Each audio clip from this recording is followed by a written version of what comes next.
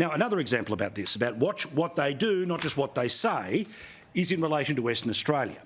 Now, remember the WA heritage laws, which were proving quite the problem and are, in many ways, one of the reasons why WA went from being a maybe yes to seemingly a hard no in the upcoming referendum. This was because, of course, it gave disproportionate power to people to be able to tell you what you can do with your land that you have paid for with your money. This is the clunkiest piece of legislation that's ever been dreamed of.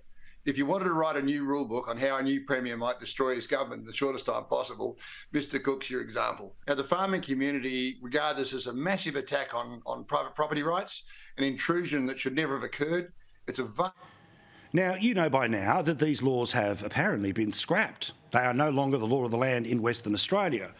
Or at least that's what they wanted you to think. Remember, watch what they do, not what they say. In fact, the Premier, at the very start of August, turned around and said that he was pulling these laws, that they will no longer be the law of the land. Well, that announcement was made on the 8th of August. We are now 1 month later, and Parliament has sat multiple times. In fact, there have been 9 opportunities for the WA government to introduce the legislation and bring on a debate and bring on a vote and repeal this legislation. But none of that has actually happened.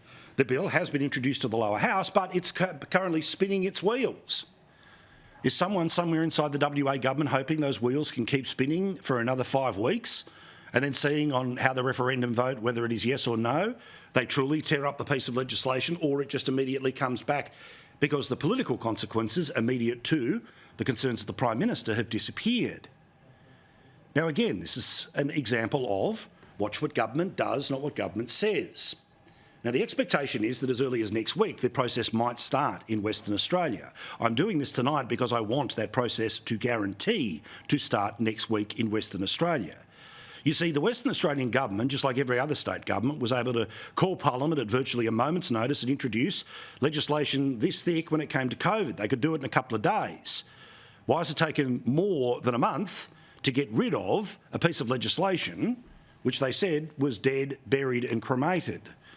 It's currently on a slab, but may it still be brought back to life, Frankenstein style. Who will know? We will all wait and see when the WA Upper House reconvenes in a few days' time.